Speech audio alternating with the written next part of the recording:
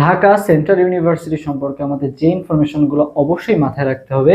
So এক নম্বর আমাদের যেটা পরীক্ষা, কিন্তু আমরা জানি যে ডেট অলরেডি দিয়ে দিয়েছে, 23 আগস্ট হচ্ছে পরীক্ষা এবং 100টা এমসিকিউ পরীক্ষা হবে, 100 মার্কের এমসিকিউ পরীক্ষা থাকবে, যেখানে হচ্ছে তোমার পাশ করার জন্য অবশ্যই মনে করো অনেকে কোটার আসো, সো কোটায়ও কিন্তু তোমাকে পাশ করতে হবে আর কি। সো পাশ মার্কটা কত?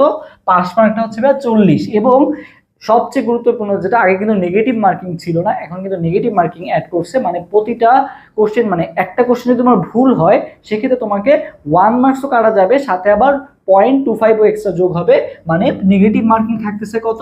0.25 আর কি। ওকে, সো আগে দেখা গেছে যে আমাদের নেগেটিভ মার্কিং যখন ছিল আমরা কিন্তু ইচ্ছা মতো দাগাইতে পারতাম, বাট এখন আমাদেরকে অনেক ভেবে চিন্তে দাগাতে হবে। সেকেন্ড যেটা, সেটা হচ্ছে ভাই আমাদের সেকেন্ড টাইমার যারা আছে তাদেরও কিন্তু মার্কস কাটা যাচ্ছে, যেটা কিন্তু আগে যেত না। মেডিকেলে যেরকম ভাই মার্কস কাটা যায়, সে এখন কিন্তু ভাই ঢাকা সেন্ট্রাল ইউনিভার্সিটিও তোমার মার্কস কাটা যাবে আর কি। ওকে, এবং জিপিএ এর উপরও কিন্তু মার্কস আছে আর কি। ওকে, জিপিএ এর উপরও কত মার্কস আছে?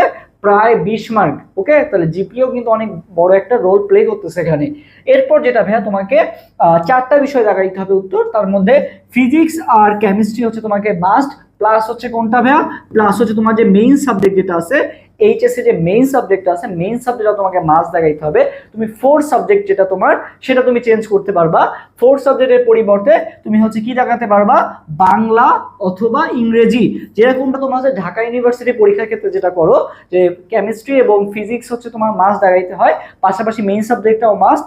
4 সাবজেক্টটা তুমি চেঞ্জ করে বাংলা বা ইংরেজি যে কোনো একটা দাগাতে হবে আর কি। ওকে, আচ্ছা, এরপরে ভাই বিভাগ পরিবর্তনের কোনো সুযোগ নাই এবং কোনো ক্যালকুলেটর ব্যবহার করা যাবে না। সো এটার একটা পজিটিভ দিক কি, ক্যালকুলেটর ব্যবহার করা না গেলে তোমাকে বড় বড় ম্যাথ আসবে না, ছোট ছোট ম্যাথ আসবে, যেগুলো তুমি খুব সহজেই তোমার হচ্ছে খাতায় করতে পারবা বা খুব কম সময়ে করতে পারবা আর কি। সো ঢাকা সেন্ট্রাল ইউনিভার্সিটি সম্পর্কে গুরুত্বপূর্ণ কিছু ইনফরমেশন তোমাদেরকে আজকে দিলাম। সো সবাই অ্যাডমিশন রেজিস্টারের সাথে থাকো, নেক্সট ঢাকা সেন্ট্রাল ইউনিভার্সিটি সম্পর্কে আরো অনেক আপডেট তোমরা এই পেজেই পেয়ে যাবা। সো দেখা হবে নেক্সট ভিডিওতে, সবাই ভালো থাকো।